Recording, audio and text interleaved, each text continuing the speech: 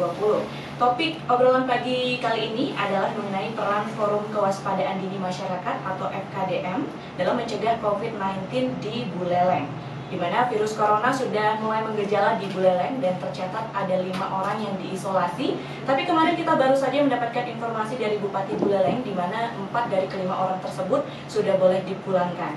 Untuk itu Bupati Buleleng menginginkan kerjasama dari seluruh elemen masyarakat untuk mencegah penyebaran COVID-19 ini, tak terkecuali FKDM yang mana sebagai organisasi bentukan Kesbangpol. Untuk itu pagi ini di obrolan pagi kita sudah kehadiran narasumber yang luar biasa. Ada Kepala Kesbangpol Dr. Andes Nyoman Sumertejair. Selamat pagi Bapak.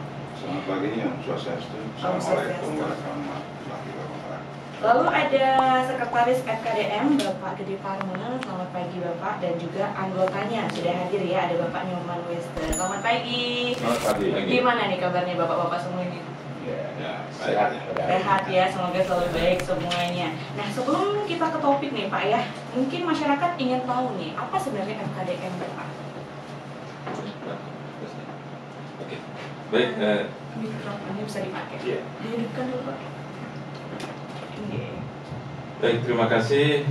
Saya Gede Parmel, Sekretaris FKDM Forum Kewaspadaan Dini Masyarakat, mewakili Bapak Ketua yang berhalangan hadir. Mohon izin Pak Baban, rekan saya Pak Wiste. Jadi FKDM intinya adalah forum yang dibidani oleh Pemkab ya. Kita dibentuk dengan SK Bupati ya. Ada beberapa unsur yang masuk di sana ya.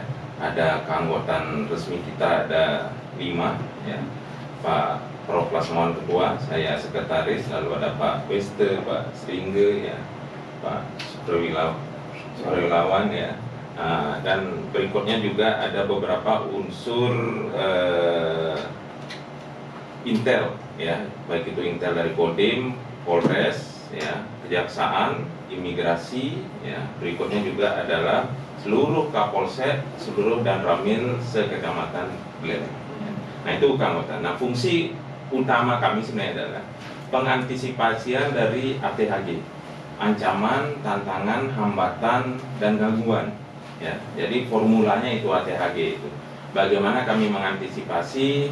Kami adalah istilahnya tanda kutip intel daerah ya, sebagai panca inderanya daerah ya, kita memantau, melihat, mendengar ya, dan juga nantinya melakukan pelaporan terkait temuan-temuan yang terjadi ya, baik itu potensi-potensi gangguan keamanan, sosial politik ya, ataupun bencana alam, termasuk juga yang sekarang sedang terjadi ini adalah pandemi COVID-19 ini.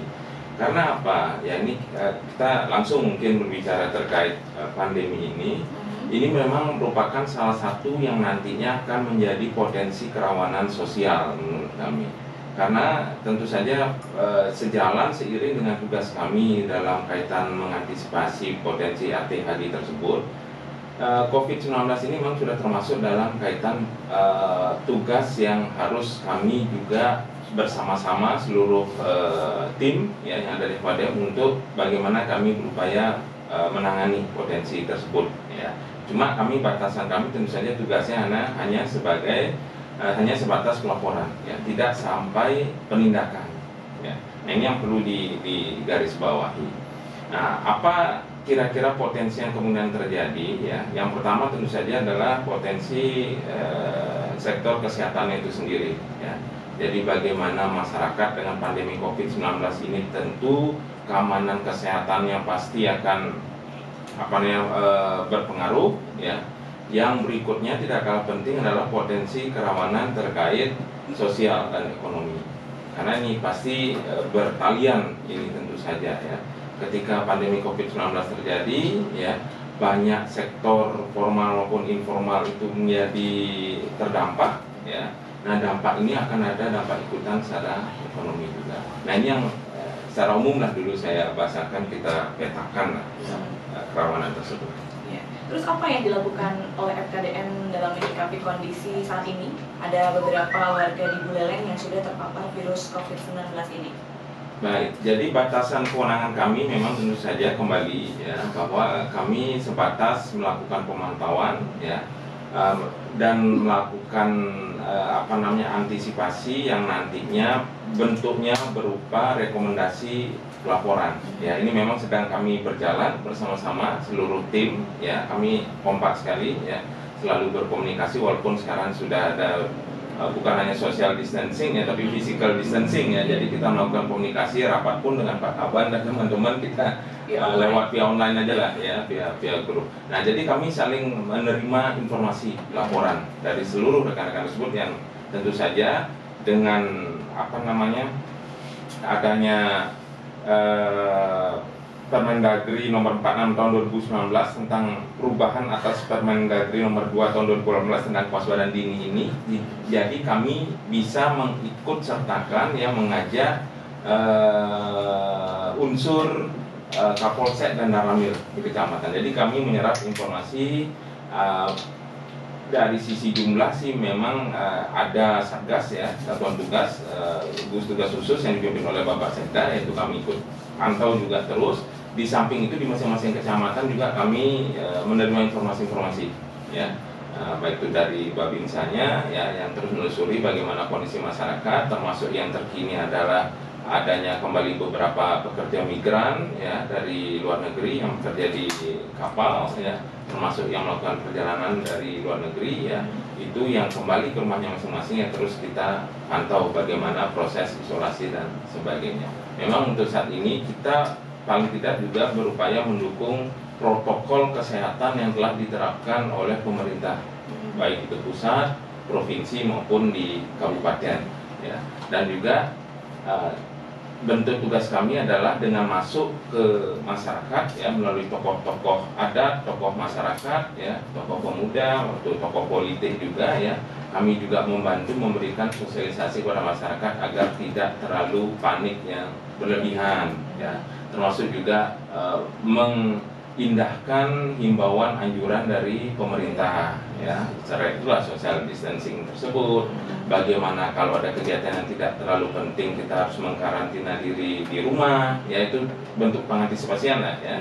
Nah, terus mengurangi bentuk-bentuk kerja di luar rumah ya, termasuk juga mengontrol ya adik-adik kami para siswa, termasuk mahasiswa kan sudah ada surat edaran juga dari Kemendikbud, dari Pak Menteri dan juga dari Pak Gubernur, termasuk Pak Bupati, dari tingkatan PAUD, SD, SMP, SMA, SMK hingga perguruan tinggi ya, semua sudah pihak terkait tersebut institusi mengindahkan, diliburkan, dan kita membantu mengontrol.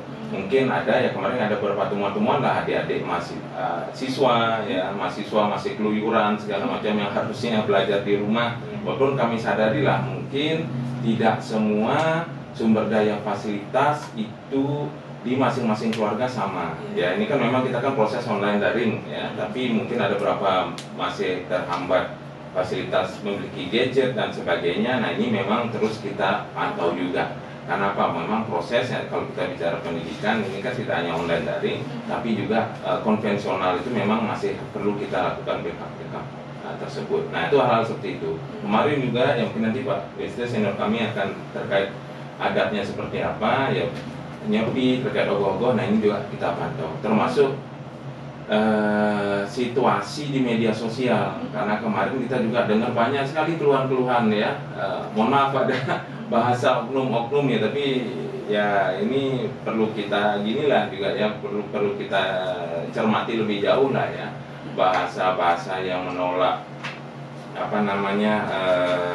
protokol yang sudah dianjurkan oleh pemerintah, yang harusnya tidak ada pengumpulan massa misalnya. Kemarin sempat sampai ricu, bahasa-bahasa bicara di media sosial ngawur lah misalnya gitu ya. Untuk itu kan harus kita antisipasi juga, karena apa? Itu pemodelan ajakan ya kepada masyarakat untuk melawan protokol dari pemerintah. Nah, ini yang kita terus antisipasi, makanya kami di rumah pun tidak diam sebenarnya, modal film terus kita kontrol lah gitu ya. Itu kemarin kan ada temuan di FB bicara ngalor ngidul terkait COVID ya, istilahnya mau tetap tidak mengindahkan anjuran pemerintah lah ya, mau tetap keluyuran keluar segala macam. Nah, itu yang coba kita antisipasi, termasuk ada beberapa yang keluar tapi juga perlu pendekatan yang persuasif juga dari aparat terkait, termasuk kemarin kan Pecalang ada surat edaran gubernur sehari setelah Mbak Geni ya, setelah harian nyepi diharapkan masyarakat tetap di rumah, namun ada masih yang keluar. Kemarin kita sempat juga pantau tamu bule dan sebagainya, itu kan sempat juga ada viral. Ya, pendekatan itu mungkin perlu lebih persuasif lagi lah kita lihat. Oke, sebelum nanti saya tanya-tanya seputar yang kemarin Pak ya nyepinya, saya ke Pak Kesbangpol dulu nih Pak. Mengapa dipandang perlu nih untuk membentuk FKDM? Ya, terima kasih. FKDM sebenarnya dipandang perlu itu berdasarkan amanat undang-undang. Kita lihat dari atas itu ada bela negara, ya, undang-undang dasar kita, kemudian dijabarkan dalam peraturan pemerintah dan juga dengan Permendagri di 46/2019 ya. Itu merupakan perubahan dari Permendagri 2/2018. Ini kenapa dibentuk? Karena memang pemerintah negara ini membutuhkan tim yang handal di komponen dari pusat nggak ada ya. Itulah sebabnya dibentuk tim, dan tim ini terdiri dari unsur-unsur yang terlibat. Kemarin ada SKPD, sekarang dibongkar menjadi kebanyakan dari intelijen dan jajaran TNI Polri ya. Memang di situ bidang tugasnya, dan ini sebenarnya FKDM ini kan harusnya menjadi mata dan telinganya Pemkab ya. Nah, karena itu wajib dibentuk oleh seluruh kota dan provinsi di Indonesia ya. FKDM ini dibentuk untuk membantu Pemkab dalam rangka bagaimana mengantisipasi hal yang tidak diinginkan yang tersangkut pada agenda tadi yang sudah disampaikan oleh Pak Parno itu ya. Di hambatan dan gangguan dan ancaman ini setiap saat memang muncul di semua sektor dan di berbagai lini, dan itu meletupnya sewaktu-waktu di permukaan. Nah, inilah yang harus direkam oleh FKDM ini sebenarnya. Nah, FKDM ini nanti akan mengeluarkan sebuah rekomendasi nantinya pada Pemkab bagaimana di sisi Polres Damkar yang diletakkan, kemudian nanti juga kita harapkan nanti FKDM ini mampu menjaring, menampung dan menghimpun informasi dan data yang ada di lapangan dan kemudian disalurkan pada pihak terkait, terutama di Pemkab ini. Nah, kita di Kesbangpol tentu mengawal ini, dan kita sudah berdasarkan ini sudah rapat sekali ya di Sekda rapat, kemudian sudah ada action, kemudian kita sudah bentuk nanti di setiap desa kelurahan itu kita akan mapping jenis kerawanan apa yang ada di tiap desa kelurahan. Kemudian itu yang penting. Kemudian nanti mungkin dalam tahun berjalan ini kita akan petakan peta kerawanan yang harus kita miliki juga, yang bekerjasama dengan TNI Polri. Nah, itu tentang FKDM yang sekilas untuk kita ketahui dan berdayakan bersama. Nah, lalu Kesbangpol sendiri ini kan memiliki bidang intelijen Pak ya. Apakah ada info menarik nih yang bisa disampaikan kepada masyarakat terkait COVID-19 ini? Kita di Kesbangpol itu kan ada bidang intelijen, ini bidang 2 ya, waspada nasional di bidang 2 ini.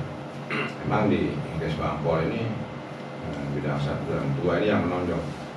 Kalau bidang 2 ini setiap saat yang bidang kewaspadaan ini setiap saat dia muncul. Kalau info yang menarik hari ini mungkin masih di sekitar COVID-19 ini ya. Kita ikuti terus ini perkembangan dari pusat hingga provinsi dan daerah dan kabupaten kota.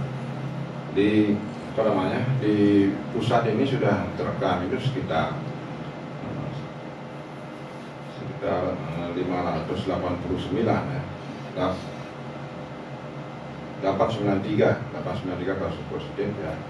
Kemudian di Bali ada, kemudian juga di kemarin terakhir di namanya di penyampaian dari Pak Ketua Gugus Tugas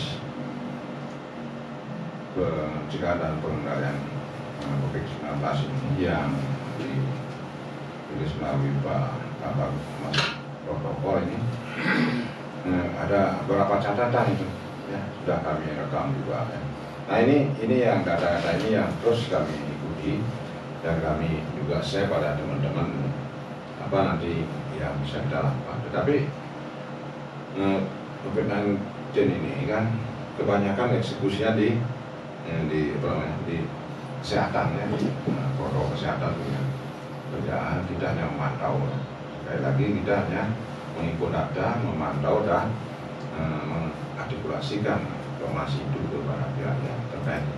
Tadi sudah disampaikan kita tidak eksekusi, kita hanya mencari, menjaring, mengimpun dan mengartikulasikan data dan informasi yang ada. Nah, ini yang di bidang tugas kita dan kami sudah terus mengikuti perkembangan ini baik sampai kecamatan, desa maupun di tingkat pusat dan provinsi.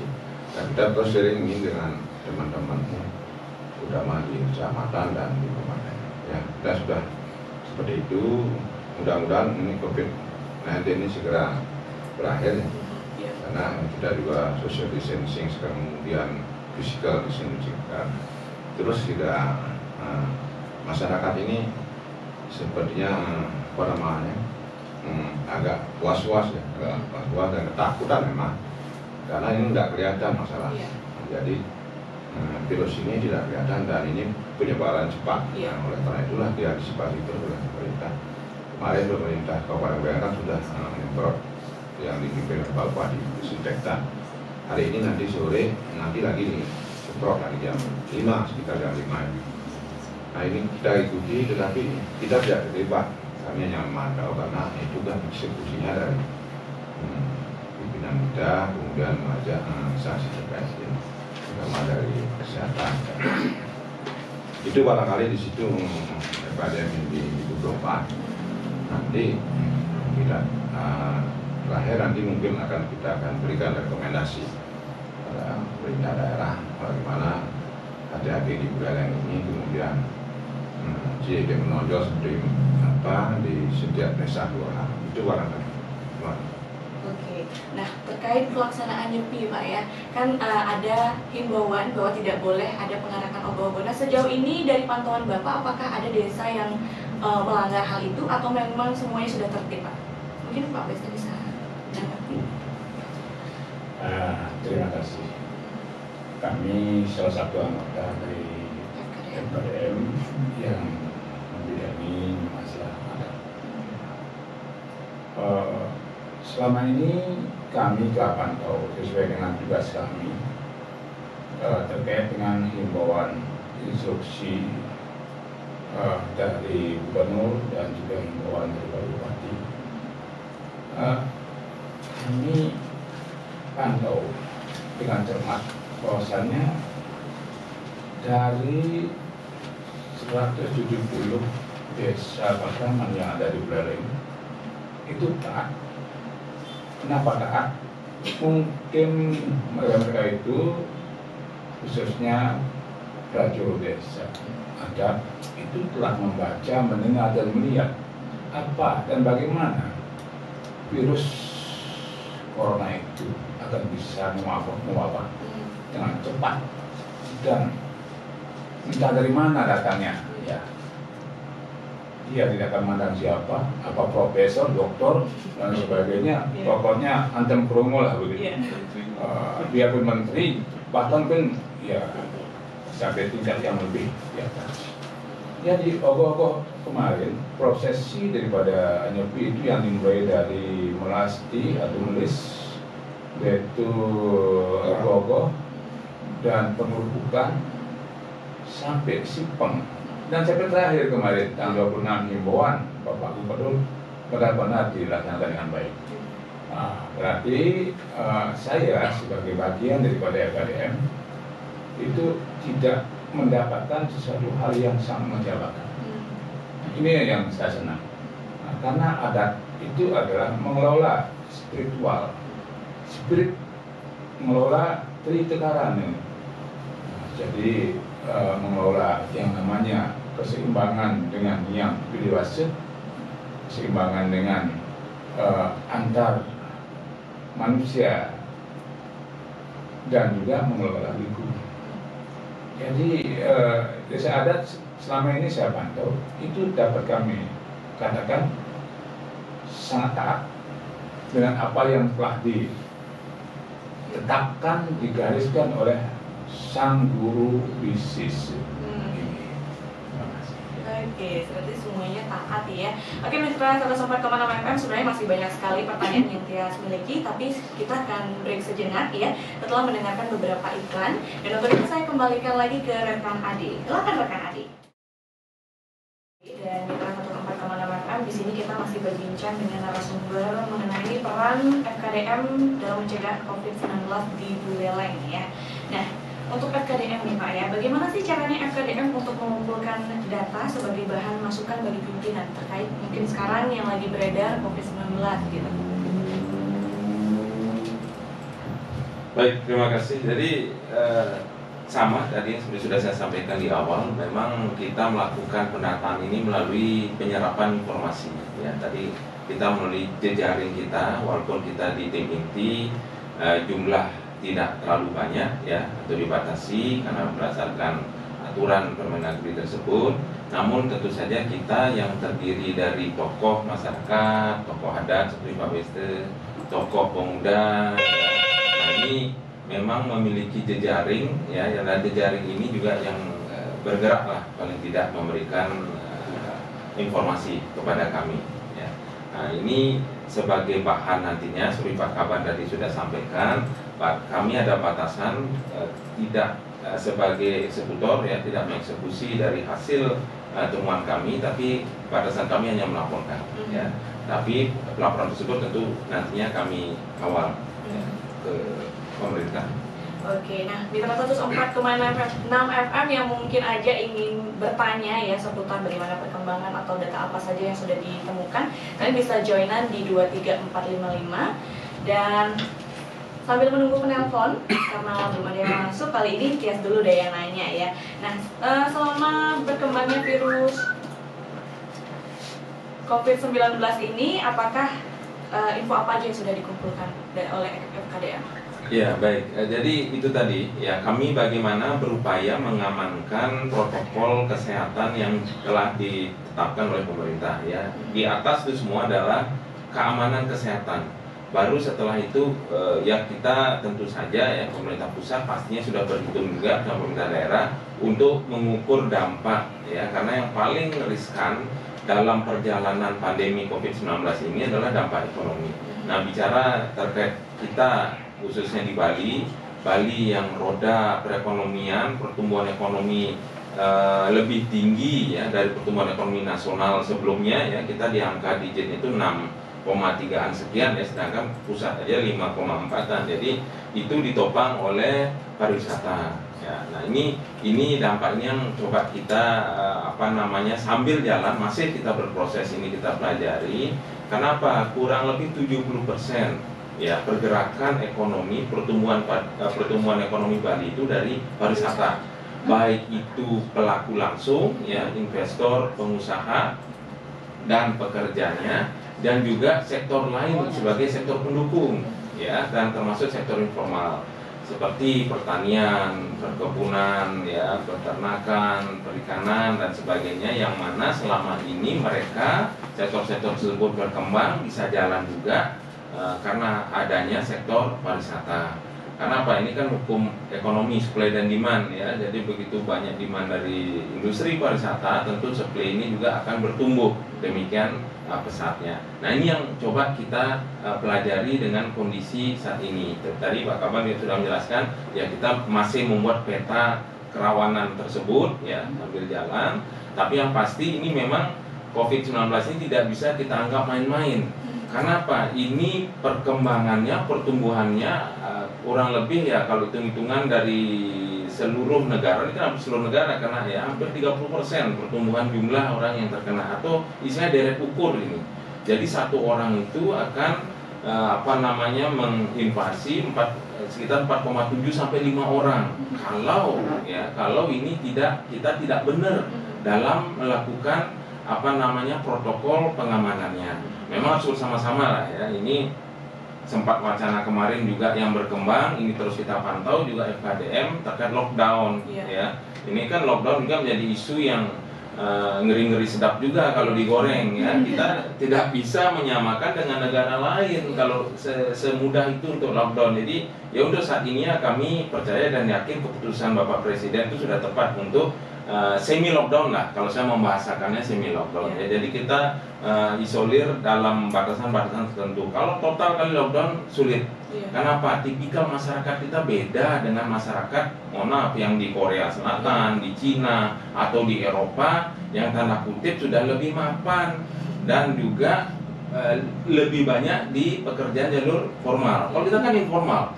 Ya kita juga turun juga, banyak rekan-rekan Pak Mister ini tiap hari keliling juga ini memantau, dagang misalnya, atau yang bekerja di pasar yang sehari-harinya kebutuhannya itu mereka dapat dengan bekerja. Mereka makan sekarang, bisa makan sekarang dengan bekerja hari ini. Ini gimana kita mau lockdown? Seperti itu kondisinya. Itu yang saya bilang ada lompatan permasalahan berikutnya dari kesehatan, yaitu permasalahan ekonomi tadi. Ini yang perlu dipikirkan. Memang perlu yang di atas itu semua, dan seperti saya sampaikan, keamanan kesehatan kita harus dijaga. Nah sekarang bagaimana juga kami membantu sosialisasi dari kebijakan pemerintah ya. Kebijakan pemerintah kemarin kan Menteri Koordinator Perekonomian juga sudah menjelaskan, dan ada realisasi untuk beberapa sektor seperti relaksasi PPh 21, relaksasi PPh 25 ya, itu terkait pajak untuk karyawan dan juga untuk pengusaha ya. Nah ini bagaimana realisasinya, ini coba kita tunggu bersama. Dan juga di sektor pariwisata ya, ini kan juga keluhan sudah banyak juga. Kebetulan saya juga di PHRI ya, dan BPPD, Badan Promosi Pariwisata Daerah, keluhan dari teman-teman di industri juga sudah demikian luar biasa. Rilis dari PHRI pusat ya terakhir itu rata-rata hotel ya tingkat okupansinya itu di bawah 50% di seluruh provinsi ini kejadiannya. Kalau Bali itu kemarin kalau salah angkanya 20 hingga 40% ya. Bahkan ada yang satu digit. Kalau di Belanda bilanglah satu digit itu ada beberapa hotel. Itu bagaimana bisa break even point aja kalau kita hukum ekonomi sulit, untuk membayar pekerja aja sulit. Nah bagaimana bisa running kan itu istilahnya. Oke, sudah ada yang bergabung. Halo, selamat pagi. Putus ya, mungkin bisa dicoba lagi di 23455 jika Anda ingin menyampaikan aspirasi, pendapat atau mungkin pertanyaan ya seputar topik yang kita bahas, yaitu mengenai peran Forum Kewaspadaan Dini Masyarakat atau FKDM dalam mencegah COVID-19 di Buleleng. Halo, selamat pagi. Halo. Selamat pagi. Dengan Bapak siapa di mana? Halo. Halo. Bisa didengar? Bisa. Begini. Selamat pagi. Selamat pagi. Terus tadi saya cermati, ini kalau menurut pendapat saya, kekhawatiran itu wajar. Saya tidak boleh panik, tapi yang dikhawatirkan masyarakat sekarang kebanyakan perbincangan yang seputar kelangkaan ini masker dan hand sanitizer itu. Nah, apakah dari FKDM sendiri bisa menginformasikan juga ke jalur yang dimana seharusnya, kenapa hal ini terjadi? Kemana raibnya ini? Kok susah sekali sepertinya untuk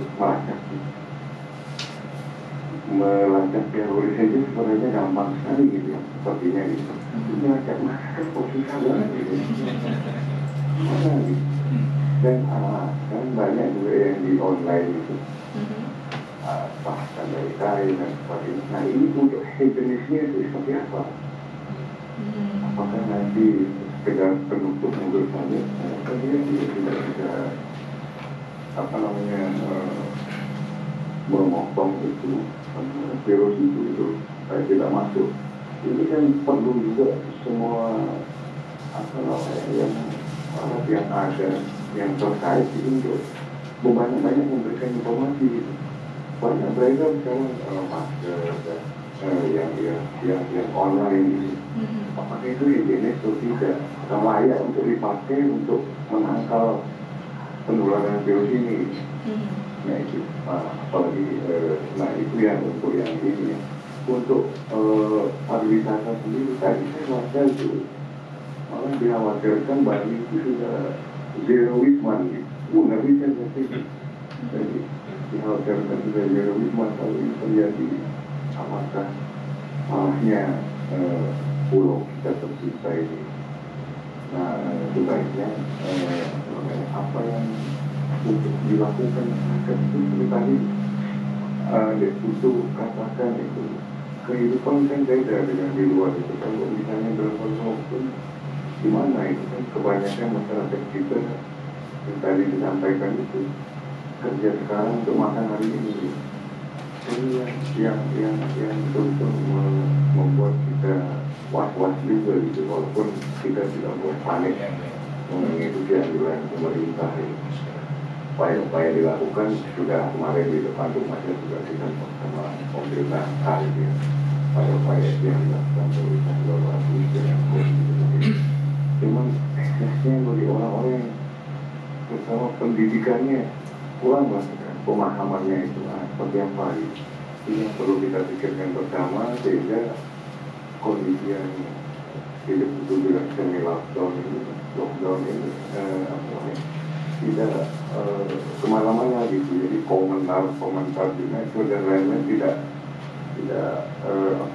orang kemana-mana gitu, sehingga informasinya bisa membuat kita tambah panik, tidak karu-karuan gitu. Berharap tentunya dengan doa kita semua mudah-mudahan Bali khususnya dan Indonesia pada umumnya bisa cepat terlepas dari virus yang sudah mulai menjadi pandemi. Terima kasih Pak. Baik, ini dengan Bapak siapa di mana ya? Waduh, Pak Karyana, oke. Mau langsung ditanggapi? Iya, langsung ditanggapi. Mohon izin Pak Kabar, dari Pak Wester. Kita selalu menggaungkan itu tadi ya, dan juga mendorong PHBS ya, perilaku hidup bersih dan sehat, ya, menjaga hygiene dan sanitasi pribadi dan lingkungan, dan tetap waspada dan selalu aware terhadap informasi-informasi resmi dari pemerintah. Nah tadi isu terkait masker ya dan hand sanitizer termasuk hand soap ya, disinfektan. Nah itu kan memang bahan-bahan yang Baik, halo selamat pagi. Halo selamat pagi. Mungkin volume radionya bisa dikecilkan dulu Pak. Terputus. Halo. Baik, mungkin terputus ya. Langsung dilanjutkan dulu Pak. Baik, saya lanjutkan. Ini memang menjadi permasalahan ya. Ini selalu ada ya, kita belum berani menuduh ya, karena ini memang kan terjadinya kelangkaan masker ini kan tidak hanya di Buleleng, tapi juga Bali bahkan nasional. Kita sudah saling kontaan nih sebenarnya dan menjaring informasi ini di seluruh Indonesia memang terjadi. Entah itu. Halo, selamat pagi. Halo.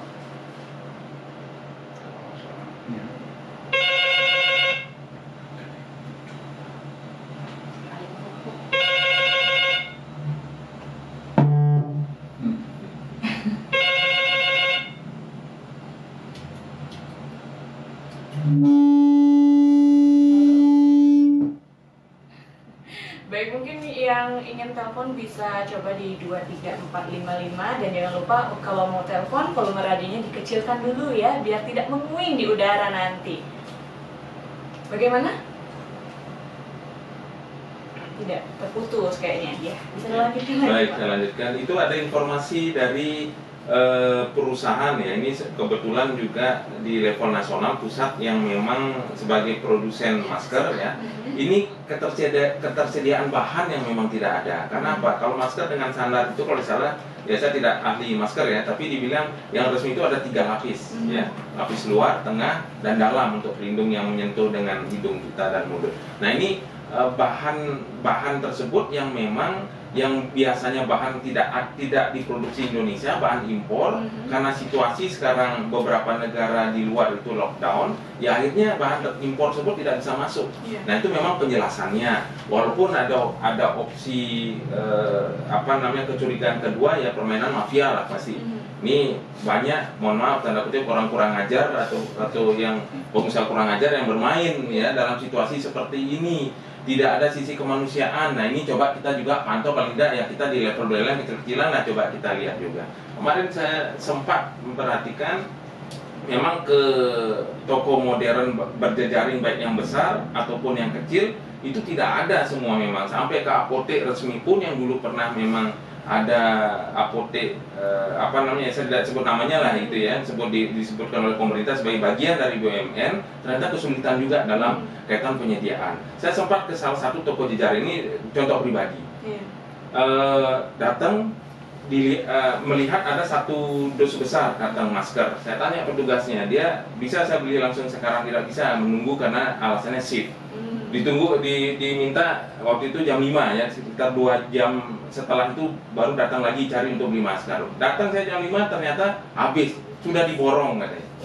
Nah saya tidak tahu nih gimana dan apa. Nah ini yang coba kita nanti pantau, saya coba kejar, tanya siapa yang gini, dia kayak agak takut juga. Kalau ini memang untuk kita kan juga mengikuti saran pemerintah, bagi yang langsung melakukan kontak penanganan yaitu petugas kesehatan tidak apa-apa ya, misalnya karena kita juga kan ada kelangkaan APD ya, alat pelindung diri untuk petugas kesehatan ini kita harus acungi jempol ya, apresiasi petugas kesehatan baik dokter, perawat ya yang melakukan tindakan langsung di rumah sakit ini luar biasa sebenarnya. Bahkan kita dengar kemarin kan sampai ada bully-bully terhadap mereka ya, karena mereka yang dianggap kontak langsung pulang ke rumah, lingkungan rumah itu malah membuli mereka, nggak berani. Nah ini yang coba kita antisipasi, termasuk kita juga memberikan rekomendasi kepada pemerintah. Ini kan beberapa yang sudah ada PDP dan ODP ya, orang dalam pengawasan, kalau salah hampir ratusan, dan itu terpusat kalau di Buleleng di Rumah Sakit Pratama di Girimas.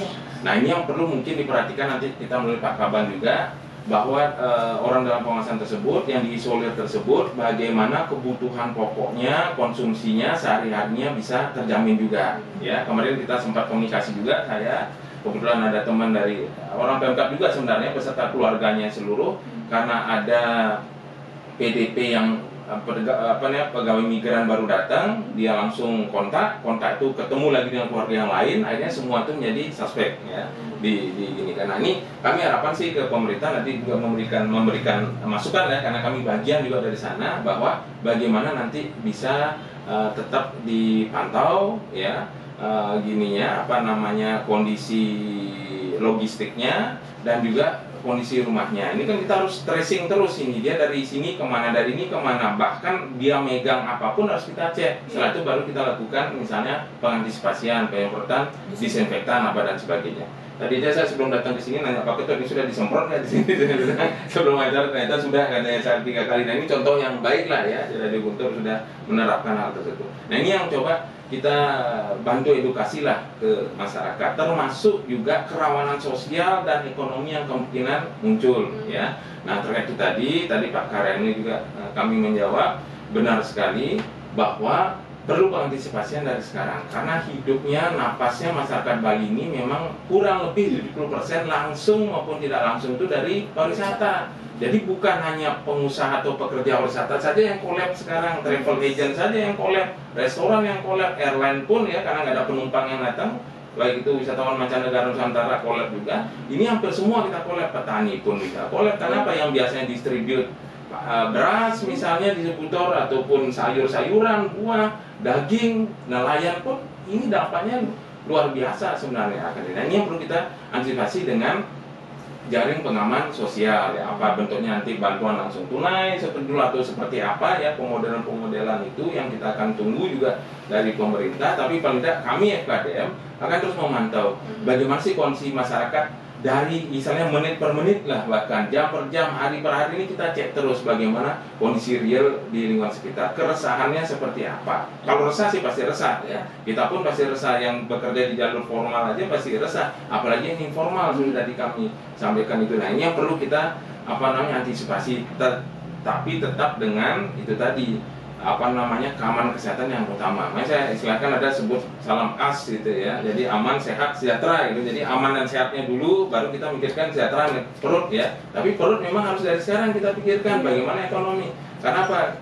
Ya mohon maaf, kita kan mengantisipasi lagi ancaman, tantangan, hambatan, gangguan. Ketika terjadi nanti kericuhan sosial itu lebih banyak disebabkan masalah perut biasanya, masalah ekonomi. Nah ini yang perlu kita antisipasi lah, bagaimana tindak lanjut policy dari pemerintah pusat, di daerah pun juga kita terus komunikasi ya dengan pimpinan daerah, legislatif untuk terus membantu. Termasuk sekarang timingnya juga jejaring untuk bagaimana kita bisa punya social awareness dengan sesama itu tadi ya. Misalnya tadi tetangga, keluarga yang memang kemampuan ekonominya kurang, diharuskan tidak banyak keluar berkegiatan bekerja di luar sektor informal, saatnya sekaranglah social awareness kita jalan ya, saling membantu, saling gotong royong, termasuk juga bantuan seperti tadi ya, banyak juga kendala-kendala masker dan segala macam. Kalau ada misalnya pengusaha ataupun pejabat ya segala macam yang memiliki